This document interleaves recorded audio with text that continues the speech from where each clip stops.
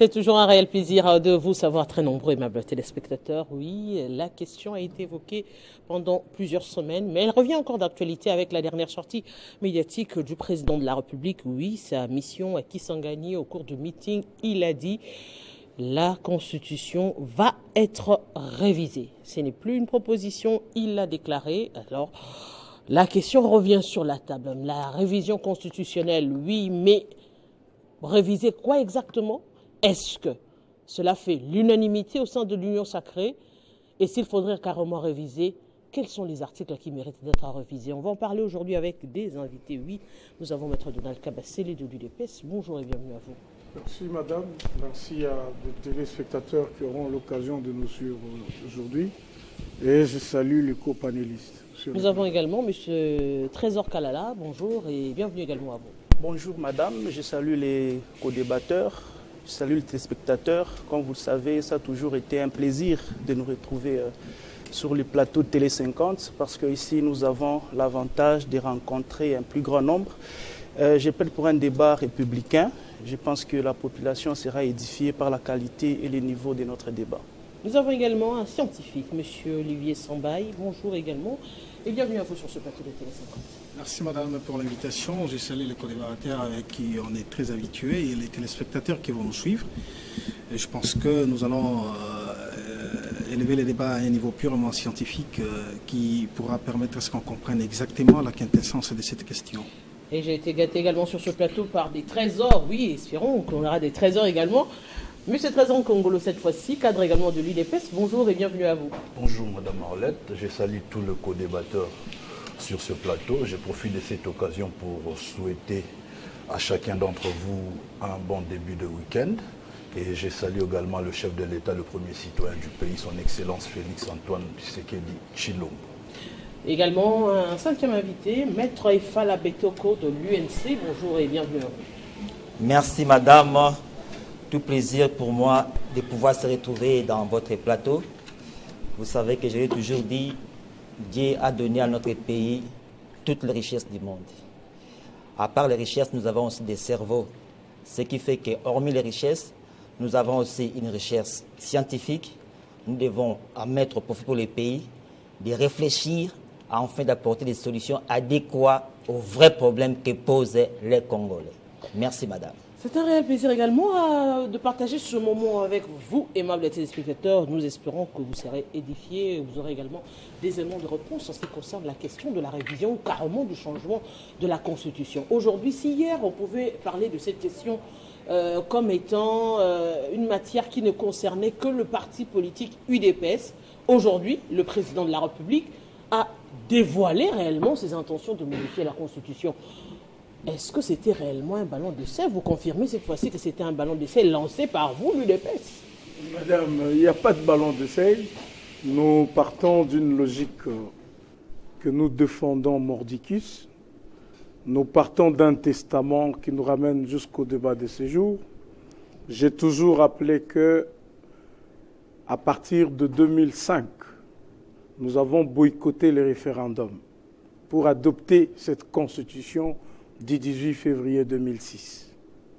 Nous avons refusé, je dis bien refusé, de participer aux élections qui ont été organisées en 2006. Et en 2011, nous avons pris la résolution politique de nous engager sur ce chemin-là, mais avec la promesse qu'on reviendra sur ces questions de constitution. La preuve, le Sphinx délimité à son temps, élu massivement par la population congolaise, avait prêté serment sur la Bible. Et ça pouvait tout dire à ce moment-là. Et donc, UDPS a une lutte politique.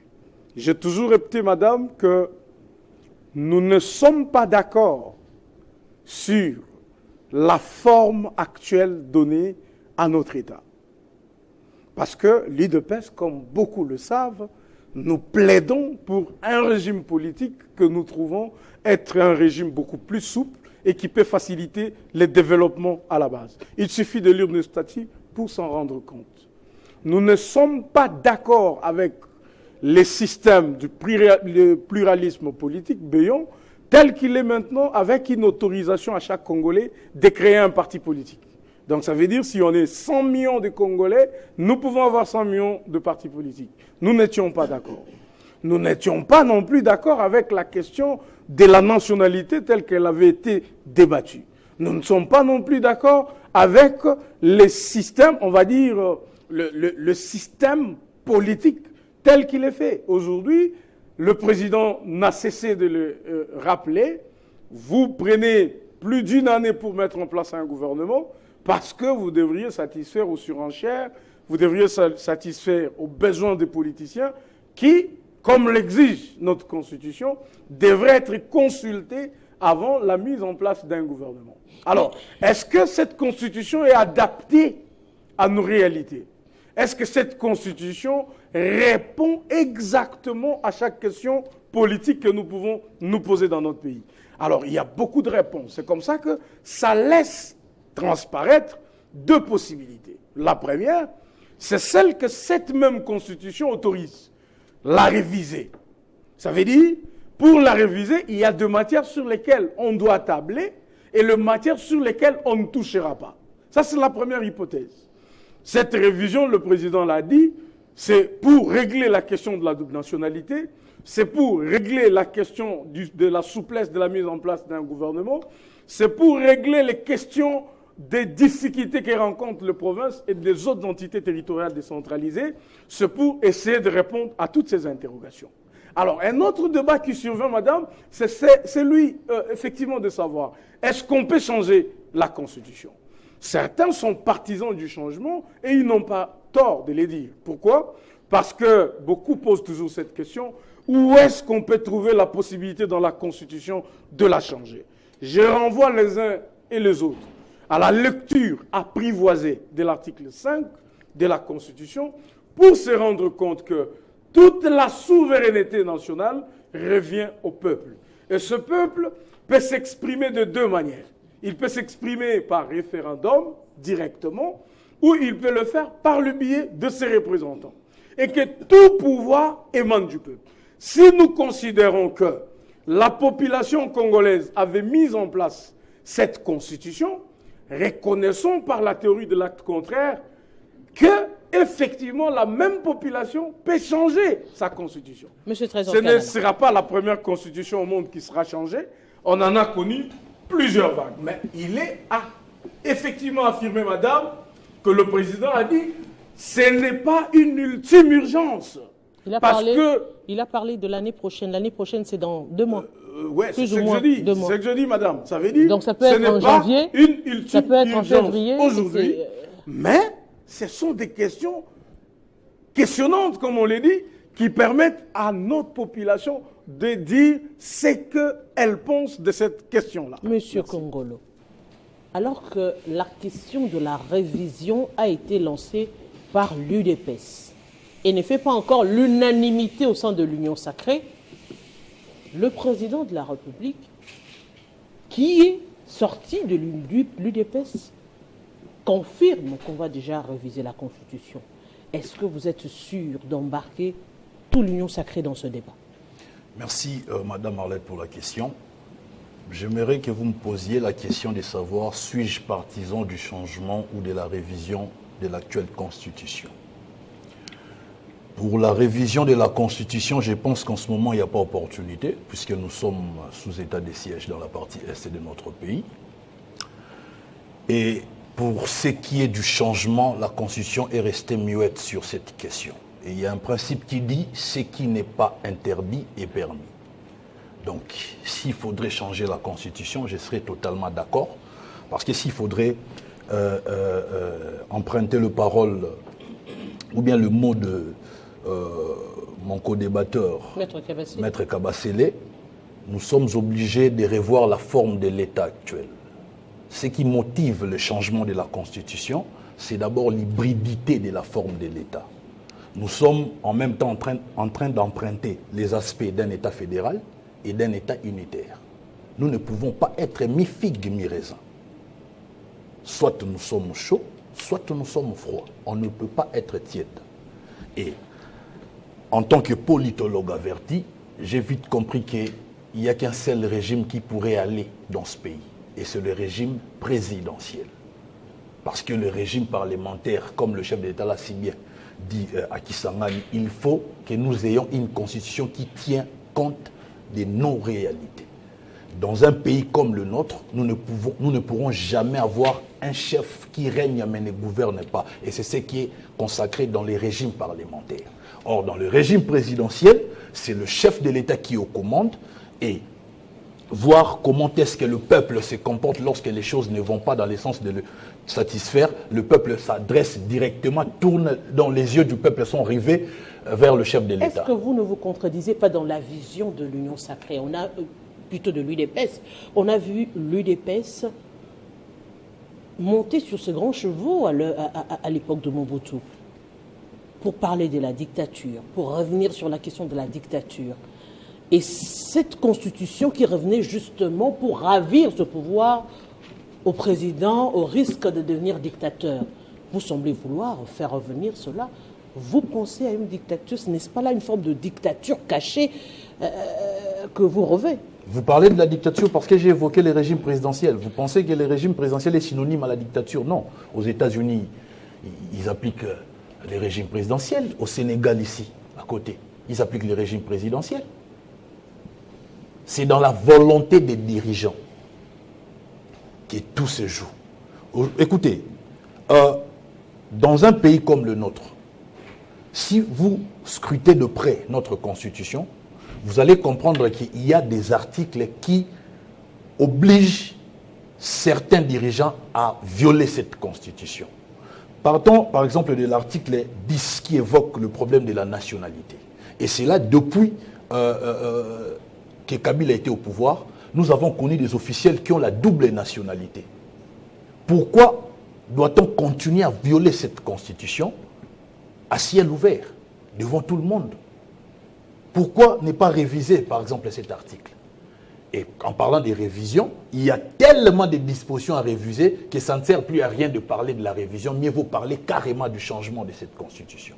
Vous verrez que même en termes de groupes ethniques, il n'y a jamais eu de groupes ethniques identifiés comme étant une minorité. Mais dans l'article 51, vous allez comprendre que non, on nous a imposé une disposition qui parle de la protection des minorités. Justement, ça cache, comme on dit, anguille sous roche. C'est pour protéger les minorités touti.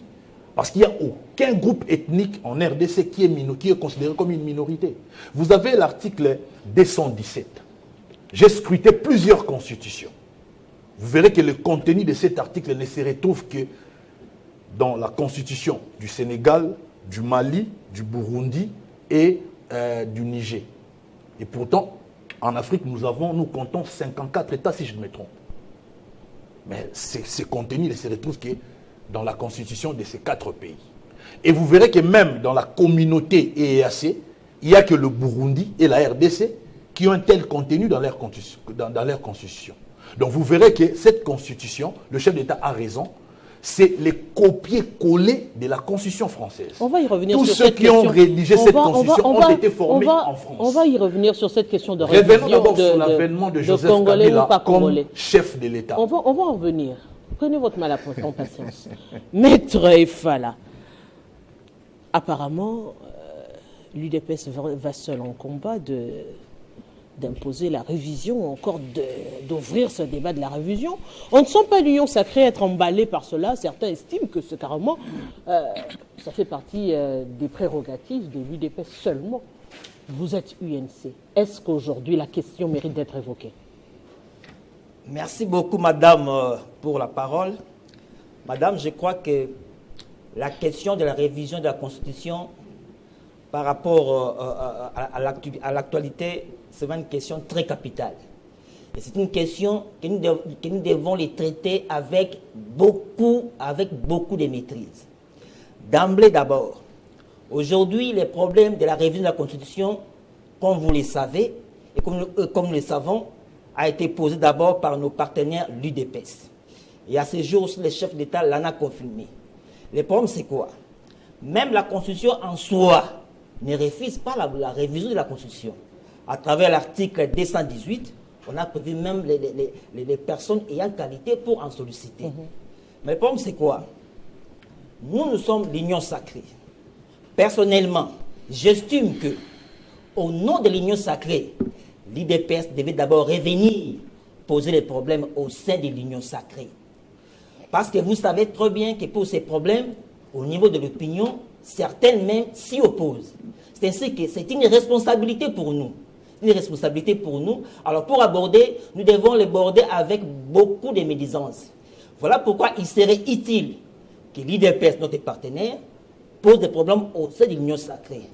Parce que cela va servir pour quoi? Ça servira à quoi? Nous devons préparer l'argumentaire face à la population pour les convaincre de nous accompagner dans ce que nous voulons faire.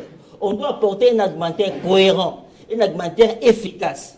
Et je crois que dans cette condition, pour l'efficacité de cet argumentaire, nous devons se retrouver que les problèmes soient posés au sein de l'Union sacrée. Mais apparemment, justement, je veux justement vous laisser la parole. On sent que ce n'est pas une première. Apparemment, on va le dire comme ça, c'est l'UDPS qui mène la barque, et puis les autres viennent après. On a sur autant des sujets, souvent, l'Union sacrée se plaint, les autres membres de l'Union sacrée se plaignent que l'UDPS fait les choses seul, l'UDPS est égoïste, l'UDPS est ceci, mais ça ne vous empêche pas de vous dissocier. Qu'est-ce qui a empêché à ce jour que la question puisse être discutée au sein de l'Union sacrée? Parce qu'il y a tout un présidium, justement. Comment la question qui concerne toute une nation et qui concerne, je dirais, le choix politique ou encore la vision de réforme politique de l'Union sacrée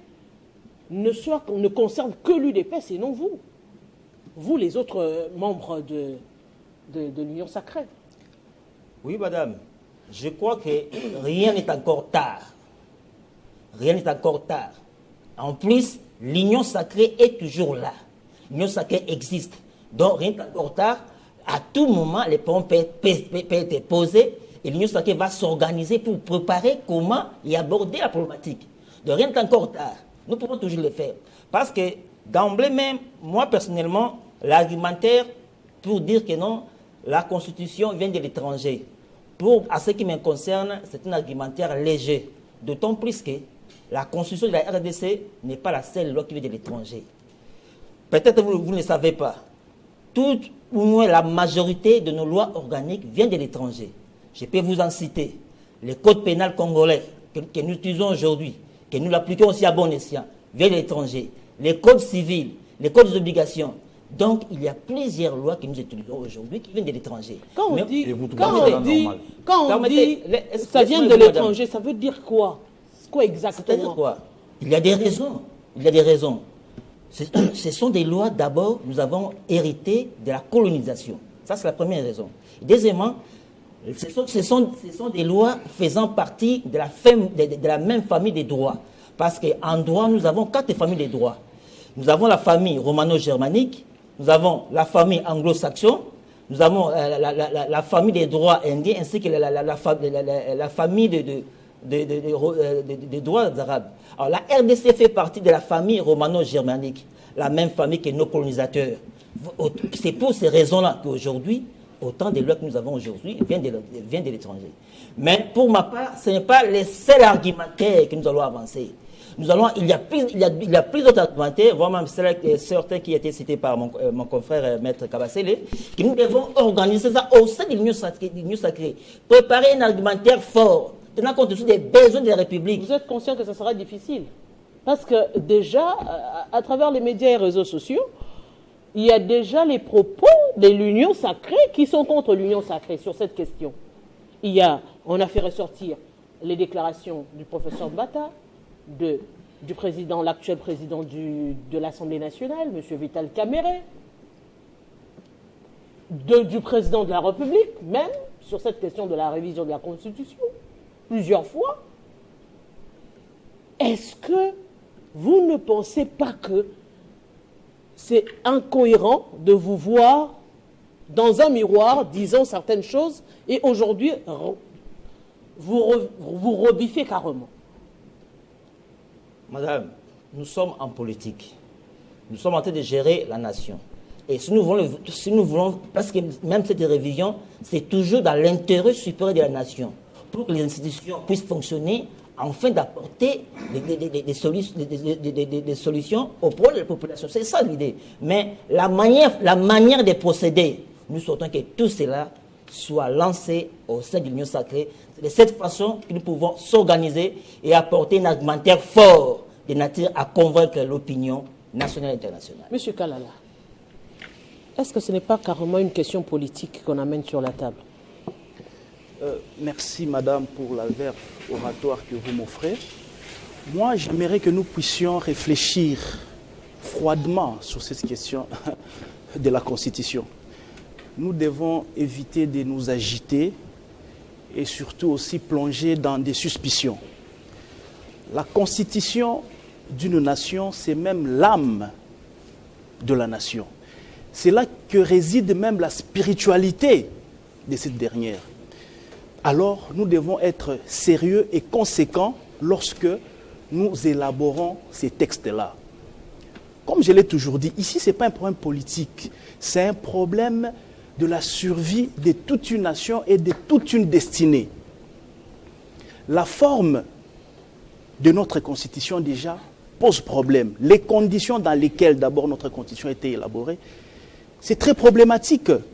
Je l'avais dit ici la fois dernière, comment vous trouvez normal qu'un texte comme la Constitution d'un État souverain, un pays indépendant, que ces textes soient rédigés sur une sol étrangère?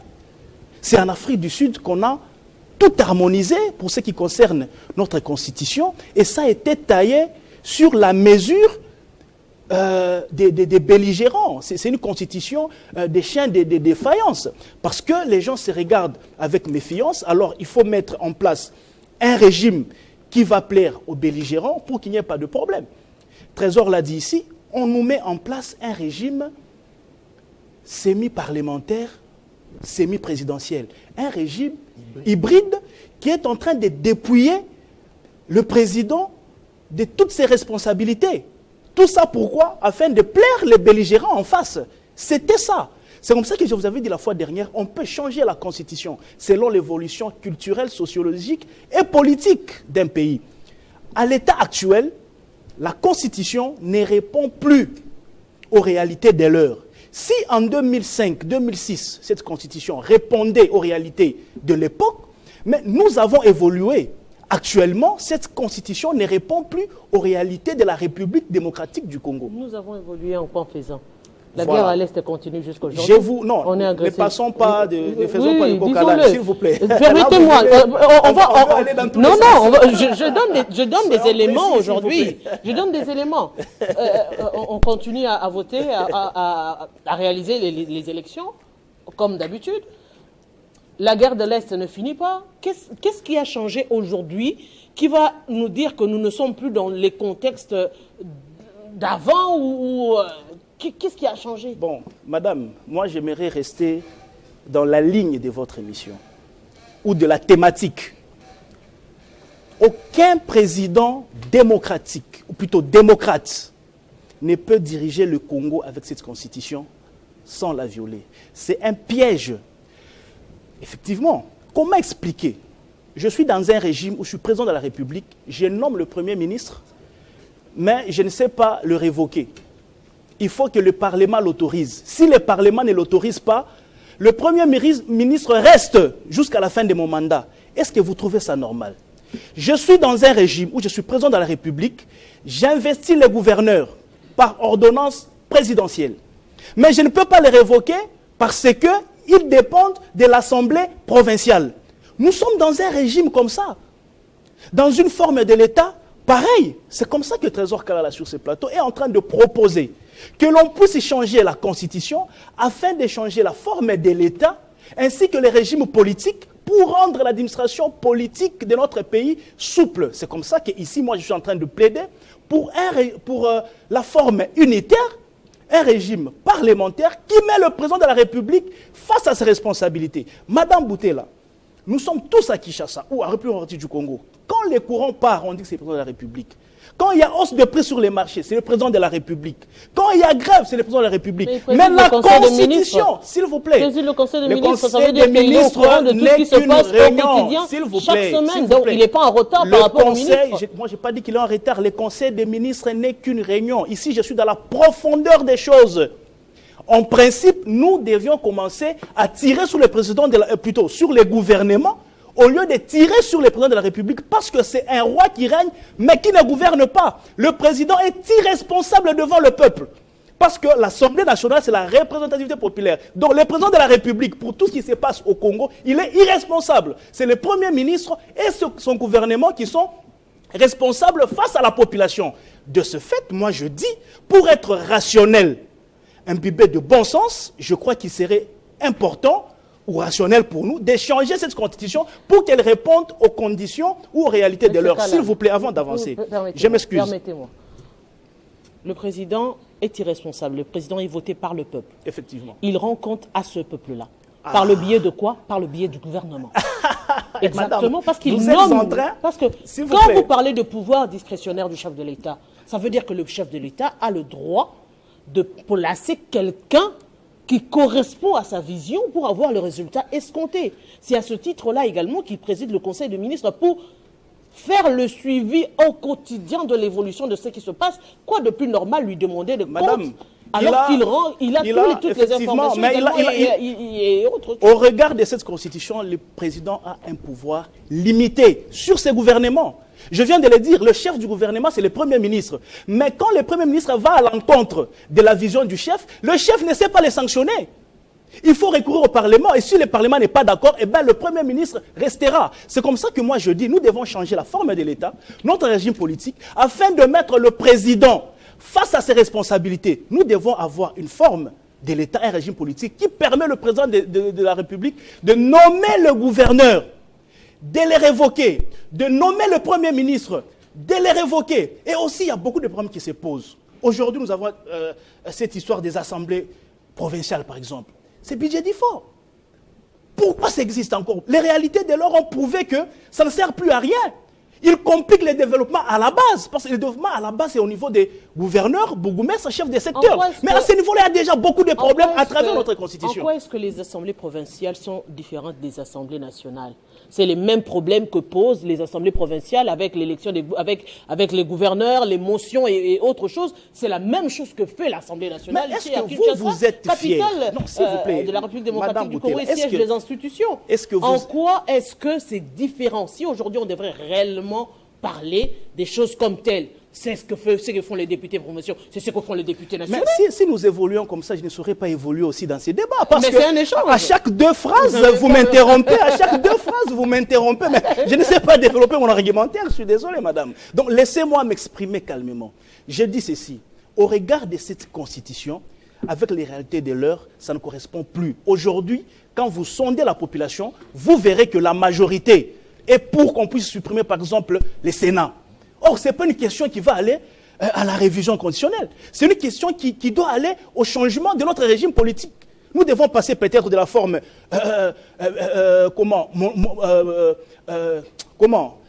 monocamérale, plutôt bicamérale à la forme monocamérale. Donc tout ça, ce sont des questions qui intéressent la population.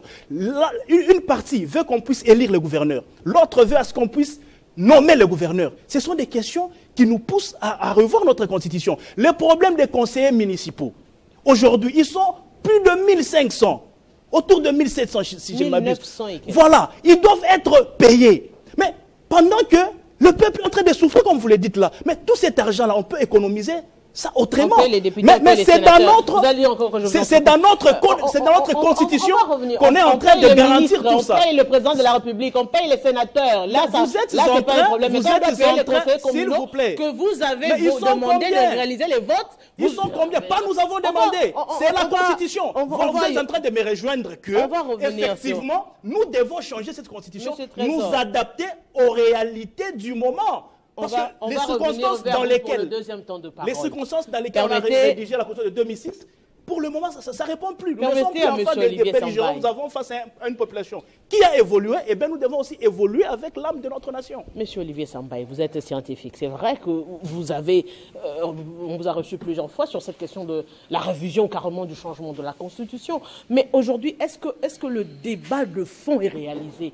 pour permettre aux Congolais de comprendre ce que nous avons en main, c'est-à-dire la Constitution, et s'il faille réviser pour avoir quel résultat demain, et les conséquences, parce que les avantages, il y en a, les conséquences aussi, il y en a. Aujourd'hui, on parle plus des avantages de certaines choses, mais on parle pas des inconvénients aujourd'hui. Est-ce qu'il y a des points qui méritent à ce jour de revoir dans cette Constitution? Merci beaucoup. J'ai suivi avec beaucoup d'attention les co-débatteurs par rapport à ce qu'ils ont présenté. Je les rencontre un tout petit peu avant de répondre à votre question. La première des choses que, en ce qui concerne les débats au sein de l'Union sacrée, ça peut se justifier, ça pourra se justifier, ça peut être tout à fait logique si on parlait de la révision constitutionnelle. Mais la question sur table n'est même pas de la révision, mais du changement. C'est la raison pour laquelle je trouve la démarche des chefs de l'État, qui a bien commencé déjà avec la consultation populaire, tout à fait logique, parce que l'Union sacrée n'est qu'une frange minoritaire de la représentation de la population. Je pèse bien mes mots, dans ce sens que s'il faut considérer l'Union sacrée comme étant la plateforme qui réunit tous les partis politiques ayant participé aux élections, on n'avait que 18 millions d'électeurs. Mais le Congo, aujourd'hui, c'est environ 100 millions estimés. Et s'il faut parler de ceux qui sont à l'âge de la majorité, c'est plus de 50 millions. Donc c'est tout à fait normal que le chef de l'État n'aborde pas la question au sein de l'Union sacrée, parce qu'il ne s'agit pas de la révision, mais du changement de la Constitution qui, comme Maître Cavassel l'a dit, l'article 5 revient au peuple et certainement ça passera par voie référendaire. Alors, pourquoi il s'agira des changements? Parce qu'il y a des points qui sont évoqués aussi par le chef de l'État. C'est normal que l'idée vienne de lui. Et ça a déjà commencé depuis le mois d'avril, si je ne me trompe. Et ça continue jusqu'à aujourd'hui. Ça balaye presque toute l'année. Quand on parle de pluralisme politique, bon, c'est une question qui est verrouillée à l'article 120. Donc on ne peut pas réviser. Quand on parle des questions des souplesse en ce qui concerne la nomination des membres du gouvernement, la composition du gouvernement, bon, c'est aussi une question qui est verrouillée dans la Constitution parce qu'on parle de la forme représentative du gouvernement, parce qu'en ce moment, le président de la République doit sélectionner le Premier ministre au sein de la majorité parlementaire. Donc vous comprenez qu'il y a une forme représentative du gouvernement. Cette question-là, s'il faut que ça soit modifié, on ne peut pas réviser. Donc c'est une question verrouillée parce qu'il y a 6 matières qui sont verrouillées dans l'actuelle Constitution. La forme républicaine de l'État, parce que s'il faut rejoindre ce que mon co-débatteur Trésor Kalala propose, la suppression, et la plupart de la population aussi, bon nombre en parle, suppression du Sénat, mais ça entre dans les premiers points verrouillés dans l'actuelle Constitution, la forme républicaine de l'État. Nous avons les présidents parmi les institutions et les parlements. Alors vous avez les principes de suffrage universel. Bon, c'est très dangereux encore quand on parlera du régime parlementaire. C'est très dangereux où les présidents seraient élus et redevables devant l'Assemblée, devant le Parlement. C'est très dangereux aussi. Et s'il faut réduire les principes de suffrage universel, on ne parlera pas des révisions, on parlera des changements. S'il faut parler du nombre et la durée des mandats, je peux considérer ça comme étant aussi une expression claire du chef de l'État, ce qui veut dire qu'il ne va pas revenir à lui de décider, mais il a renvoyé la population. Il a été très clair à Kisangani pour dire que s'il faut réviser, revoir la durée et le nombre de mandats, qu'est-ce qu'il faudrait? Il faudrait remettre la question au peuple. C'est au peuple de décider. Il a été clair, il a dit. Donc c'est pour dire que, aussi le 6e point, pluralisme politique, donc ce sont des questions qui nécessitent changement et non révision. Alors, la question fondamentale, madame, celle que vous m'avez posée, est-ce que la Constitution actuelle a empêché le pays d'être gouverné 18 ans durant? C'est la question fondamentale qu'on doit se poser. Mais la réponse est tout de suite non. La Constitution n'a pas empêché, pas du tout, le pays d'être gouverné, malgré sa contexture telle qu'elle se présente. Certes, il y a des points qui doivent être totalement élagués. Certes, il faut changer les constitutions. Mais pourquoi il faut changer la Constitution? Moi, je pense qu'on doit mettre des considérations politiques et politiciennes de côté. Parce que du point de vue politique, du point de vue politicien, il n'y a rien qui peut empêcher à ce que la Constitution, rien ne peut empêcher la gestion efficiente et rationnelle du pays avec la situation actuelle, la contexte actuelle de la Constitution. Parce que s'il faut parler de la finalité de l'agir politique, c'est d'offrir à la population la meilleure des vies possibles. La Constitution actuelle n'interdit pas à ce que l'on sanctionne sévèrement tout ce qui détourne. Mais évaluons un peu, ça fait 18 ans que la Constitution existe. Depuis 2006, combien de cas de détournement nous avons enregistrés? Donc, ce qui veut dire que la Constitution n'empêche pas à ce que les projets qui ont été proposés, votés par les gouvernements, ne puissent pas être exécutés. Nous avons vu depuis 2008, 2 ans juste après la promulgation de la Constitution, le président Kabila cherchait 15 bonnes personnes. Ce qui veut dire que le problème est ailleurs. Dans la gestion de la chose publique, même quand on parle des changements du mode d'accession à la gestion des provinces, il faut voter ou nommer, certes, c'est un problème en ce qui concerne les difficultés soulevées par M. Trésor Kalala, mais est-ce que ça peut empêcher les provinces d'être gouvernées? Non, parce qu'on crie toujours au détournement, non-réalisation des programmes arrêtés et nommés par les provinces. Alors, s'il faut parler des changements, moi je pense, l'analyse qui est mienne, que je considérais comme fondamentale, il faut penser à 2 points, 2 points fondamentaux. Nous avons, premièrement, il y a la rationalisation de la gestion des finances publiques. Là, je pense, si nous considérons que les finances publiques, dans sa gestion, il n'y a pas une rationalisation, et qu'on veut changer pour rationaliser la gestion des finances publiques, là, je serais d'accord. Parce que là, en ce moment-là, nous allons supprimer l'enrôlement. On fait le recensement, on offre les cartes d'identité, on ne dépensera plus 1,1 milliard de dollars dans 5 ans. Mais là, on rationalise les dépenses. Monsieur Sambaye, mais aussi. Monsieur Sambaye, cette Madame, question de la révision va encore coûter énormément à la République. Un référendum, parce qu'il faut voter. Hein.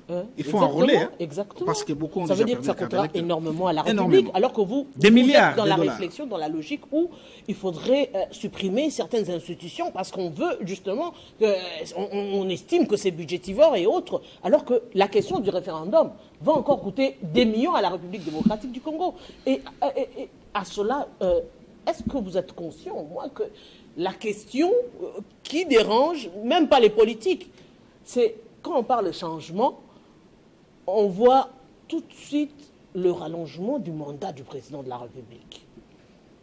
Un peu comme c'était avec Joseph Kabila lors de son 2e mandat, son 2nd mandat.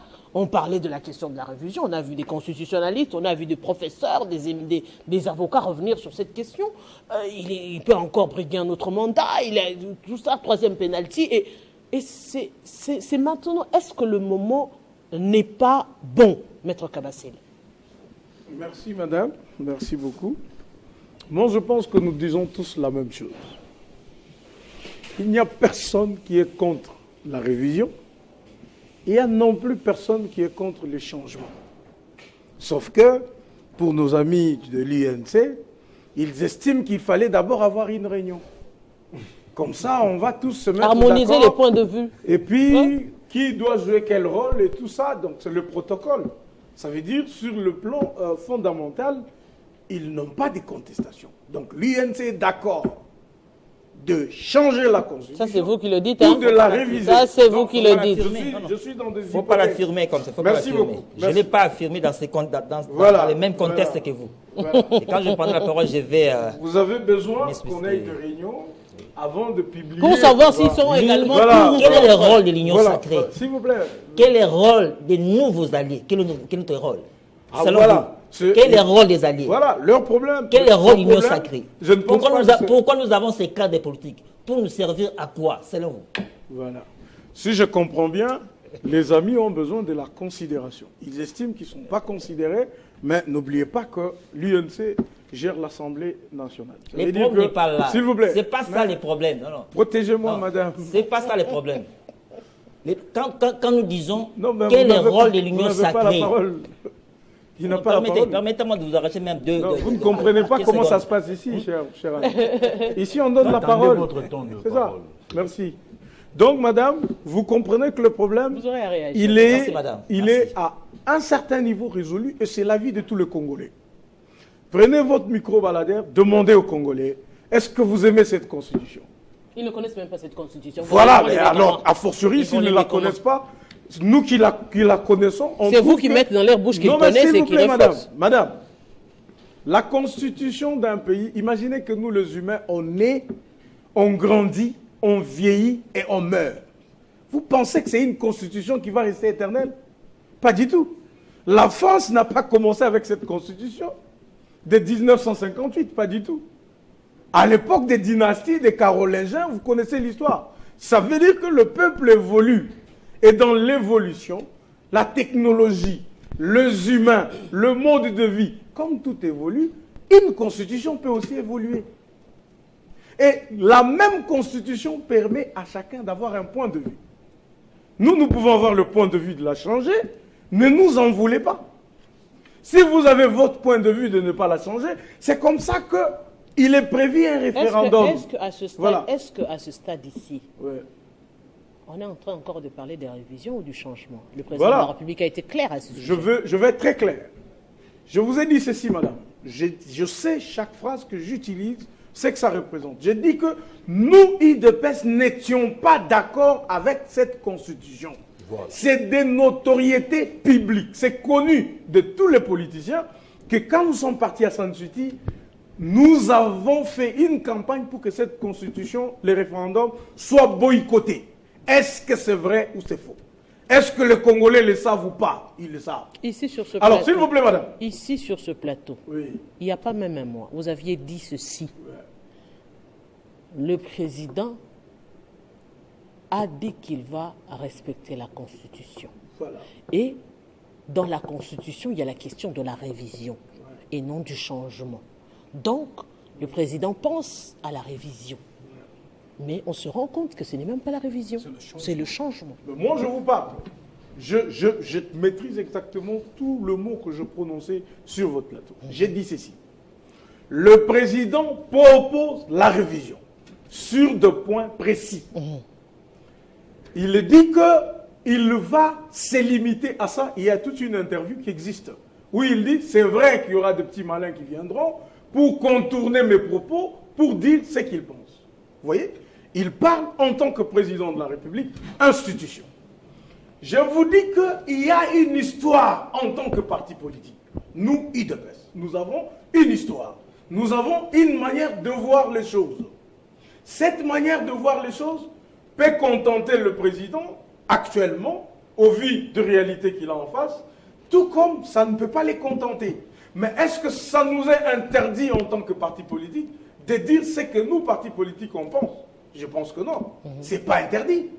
Donc, parce que ce n'est pas interdit, nous vous disons que nous n'avons jamais été d'accord avec cette constitution. Et d'ailleurs, les référendums de 2006, de 2005, je veux dire, de 2005, rappelez-vous que les Congolais ne sont même pas allés voter. Mais on nous a effectivement montré un semblant de référendum qui aurait remporté, le oui l'aurait remporté à plus de 70%.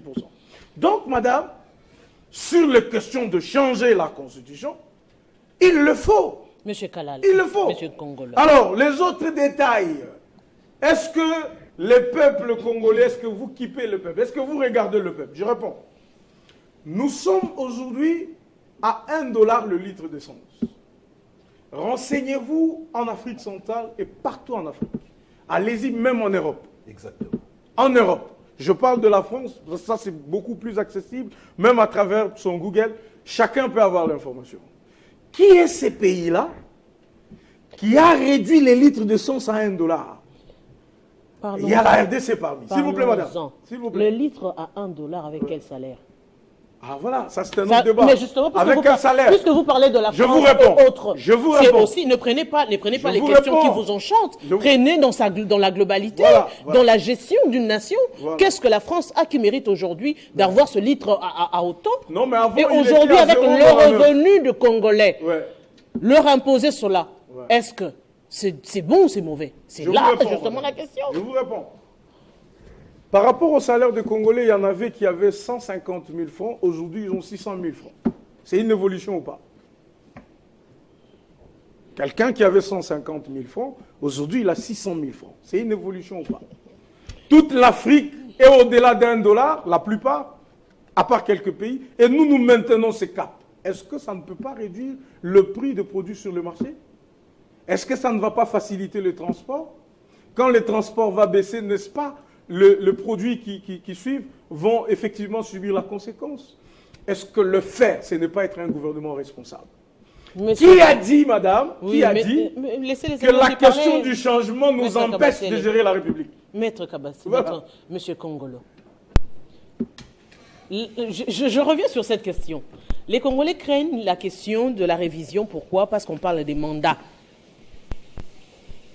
Si aujourd'hui, on devrait revenir sur cette question de mandat, est-ce que vous ne pensez pas que ce sera une tâche assez difficile pour convaincre cette population, justement, de voter en faveur de la révision par rapport au bilan que vous avez dans la gestion de la République? Merci, madame. Je demande simplement que vous puissiez être équilibré dans la répartition. Ah oui, c'est un deuxième temps de parole, donc vous aurez moins de temps que le premier temps de parole. Non, puisque moi j'ai parlé moins que les autres. Malheureusement, ça dépendait de l'argumentaire que vous aviez. Bref, ici, pour répondre à votre question, j'aimerais vous poser également une autre question. Aux téléspectateurs? Oui, même aux téléspectateurs, bien sûr. Mobutu a fait combien d'années au pouvoir? 32 ans. Laurent Désiré Kabila, je pense qu'il comptait faire plus. Malheureusement, il a été assassiné. Son fils a fait 18 ans au pouvoir. Et vous mettez de la rigueur pour quelqu'un qui vient à peine de totaliser 6 ans au pouvoir. N'est-ce pas là une injustice? Pour quelqu'un qui va apurer ses 2 mandats successifs selon la Constitution. S'il vous plaît, laissez-moi avancer. Mais justement, est-ce que ne déformons pas les faits? On est en train de parler du mandat du président de la République. Il n'y a pas de souci, mais je suis dans... Le mandat du président de la République, c'est de combien d'années renouvelables? 5 ans renouvelables. S'il apure ces 2 ans renouvelables, ça veut dire que pour lui, le mandat est terminé. Si avant, il y a eu des choses que le Congolais, que vous prétendez parler au nom de ce peuple-là, ont refusé catégoriquement, vous voulez aujourd'hui revenir avec les mêmes problèmes que vous avez combattus hier? C'est ça la grande question. Madame, laissez-moi quand même répondre à certaines questions. La vôtre également fait partie de ces questions. Vous avez posé la question de savoir qu'est-ce qui a changé aujourd'hui ou qu'est-ce qui a évolué par rapport au contexte. Mais les attentes de la population. La population aujourd'hui croit en la politique du chef de l'État. La population aujourd'hui veut voir les changements. Et les timings fait défaut. C'est ça la réalité. Vous avez, mon frère Olivier Sambaï et Trésor Kalala ont évoqué une question, mais ils n'ont pas été clairs. Je vais clarifier le peuple qui nous suit en ce moment. La Constitution a réglé les conflits qui peuvent exister entre l'institution gouvernement et l'institution Assemblée nationale. Mais la Constitution n'a pas réglé les conflits qui peut arriver entre l'institution président de la République et l'institution gouvernement. C'est ce que nous avons vécu avec le FCC Cash. Et vous verrez que la démission dans la Constitution n'a pas un caractère obligatoire. C'est ce qui a fait que Pépé Ilunkamba, pour démissionner, il nous a fait comprendre qu'il va d'abord demander la permission à Joseph Kabila. Comme si nous avions 2 présidents de la République. Pourtant, nous n'en avons qu'un seul. Donc pour dire que cette constitution... Quand vous n'avez pas la majorité parlementaire, c'est ça les voilà règles de jeu. Voilà pourquoi je vous ai parlé de Quand vous n'avez pas la majorité parlementaire, vous êtes dans la cohabitation et non dans la coalition. Parlons même de la cohabitation. Nulle part dans cette constitution, il y a le mot cohabitation. Nulle part. Madame, je vous parle par expérience, je suis un politologue, pas le moindre, un averti. Donc, c'est-à-dire, on n'a même pas mentionné les mots cohabitation. Là, cette constitution oblige à ce que nous allions dans la coalition. Quand vous avez un régime hybride, comme le régime semi-présidentiel, ça crée le désordre. Soit c'est les régimes parlementaires, soit c'est les régimes présidentiels, pour que les pays soient bien gouvernés. Et par expérience, tenant compte de nos réalités, les régimes parlementaires vont déstabiliser ces pays. Parce que les attentes du peuple, les yeux de la population sont rivés sur le chef de l'État. C'est le chef de l'État qui doit trouver la solution à tout le problème qui rencontre le peuple congolais. La nomination du Premier ministre, ce n'est pas le président qui nomme sur sa propre initiative. C'est la majorité parlementaire qui propose 3 noms au chef de l'État. Et le chef d'État n'a qu'à choisir parmi les 3 noms. S'il refuse, la même majorité revient avec d'autres noms. Donc le président ne peut pas nommer le Premier ministre sur sa propre initiative. En quoi il est chef de l'État? Et lui, qui est élu sur base de la présentation d'un projet qui deviendra le programme du gouvernement, c'est lui-là, on doit lui dépouiller de tous ses prérogatives pour mettre ça à l'actif du Premier ministre. Mais pas savoir justement l'État fort, on lui place des hommes forts. Écoutez, mais on a essayé, ça n'a pas marché. Les régimes semi-présidentiels a failli, acceptons cela. Voilà pourquoi moi j'ai dit, et je remercie tous mes co-débatteurs parce qu'ils m'ont rejoint. J'ai proposé les changements de la Constitution parce que les changements de la Constitution énervent aucune disposition de cette Constitution. Monsieur... On en a, pardon madame, je n'ai pas On n'en a même pas évoqué ici. Vous comprendrez que, laissez-moi proposer même pendant 30 secondes, je propose que le chef d'État puisse nommer le gouverneur des provinces sur sa propre initiative. Je propose que les gouverneurs des provinces ne soient pas les originaires, parce que les originaires ont lamentablement échoué. Si vous nommez les non-originaires, il y aura comme une sorte d'émulation. Vous prenez un Kassaïen qui devient gouverneur, par exemple, au Nord Kivu. Il voudra prouver que non, un Kassaïen a apporté le changement. Est-ce que les questions ici, c'est un Kassaïen pour prouver dans les Nord Kivu, un Équatorien pour prouver dans les... Ou c'est une question de compétence? Mais oui, la compétence voudra qu'il y ait une émulation qui pousse le dirigeant à faire mieux et à répondre aux attentes de la population. Même si je suis chez moi, même si je suis... Et puis la Constitution dit que tout Congolais est chez lui partout où il est. Si les provinces sont dirigées par les non-originaires, nous allons lutter contre les velléités sécessionnistes du genre Katanga Nietou, Kivu Nietou. Il faut trouver des solutions. Pour trouver des solutions, il faudrait réfléchir. Et moi, j'ai réfléchi. C'est ça mon rôle en tant que politologue. Donc, il n'y a plus de débat. Il faut carrément changer la Constitution. Parce que s'il faille réviser cette Constitution, il y a des dispositions verrouillées. Maître Ifala. Et ces dispositions verrouillées ne peuvent pas il va y avoir changement. Vous êtes aussi dans l'Union sacrée. À ce que la Constitution soit bien révisée. Madame, les vrais problèmes qui se posent, ce n'est pas les problèmes des fonds. À travers mes co-débatteurs, dans l'ère d'argumentaire, ils ont plus développé l'aspect fonds. Ils ont plus avancé les arguments des fonds. Le problème n'est pas au niveau des fonds. C'est d'abord au niveau de la forme, la manière de procéder. Voilà. Quand les conférences sur les combats, si je me souviens, Monsieur Sambaï. Monsieur Sambaï, vous avez soulevé le fait que non, les problèmes ne peuvent pas être posés au sein de l'Union sacrée, d'autant plus qu'il ne s'agit pas de la révision, mais plutôt du changement de la Constitution. Selon le président de la République. Pas selon moi, je pense. Moi, je crois qu'il s'assoit même les changements. Bien que les changements, c'est des référendums populaires. La population doit s'exprimer. Mais dans la pratique, par rapport au référendum, qui doit faire les campagnes? Qui doit expliquer les populations la pertinence d'accompagner? On va le faire après avec vous. Qui feront ce travail? Est-ce qu'ils sont d'accord? Passer révision, ça veut dire que... C'est un travail qui... Ça, c'est une rébellion. Le chef d'État en a parlé et lui, sur ses plateaux... C'est quelle rébellion? Vous allez créer des problèmes à votre... Soyez tolérants. C'est une rébellion. Au sein de l'Union sacrée. Au moment où le chef de l'État en a parlé, on suit tous les chefs de l'État. Monsieur Congolo, c'est une rébellion au sein de l'Union sacrée, pas ici sur ce plateau de Télé 50. Nous sommes en démocratie. Nous sommes en démocratie et nous sommes en train de réfléchir dans l'intérêt supérieur de la nation. Donc, que ce soit le référendaire, vous avez toujours besoin de vos partenaires. Que la question doit être posée au sein de l'Union sacrée. Parce que même dans les référendaires, ce sont tous ceux qui sont d'accord avec les chefs d'État qui vont battre campagne, montrer aux populations pour congolaises la pertinence de cette question. Et puis, quand mes confrères Kabassé dit que non, l'INC aujourd'hui, vous avez l'Assemblée nationale, Je ne vois pas pourquoi vous avez évoqué cet aspect des choses. Non, pour montrer la considération, mon frère. Le degré de considération. Nous débattons par rapport à la revue des constitutions. Oui. Rien à voir avec le fait qu'il y ait une à l'Assemblée nationale. Et si nous en avons aujourd'hui, vous le savez, par le fait qu'il y ait une c'est la deuxième force politique. Ce qui a fait que nous avons cet aspect. Donc, ce n'est même pas les sujets aujourd'hui. Donc, en clair, est-ce que vous savez que cette logique n'a pas été respectée pour Bahati Lukwebo, par exemple? Les problèmes, c'est au niveau de la forme. La grande question, c'est est-ce que donc cette logique ne peut pas être évoquée ici. Les problèmes, c'est au niveau de la forme et non du fond. Est-ce que vous tenez compte la manière de procéder, c'est très important. Des ambitions politiques de vos alliés? Je peux répondre. Ah non, mais vous êtes également alliés, vous aussi.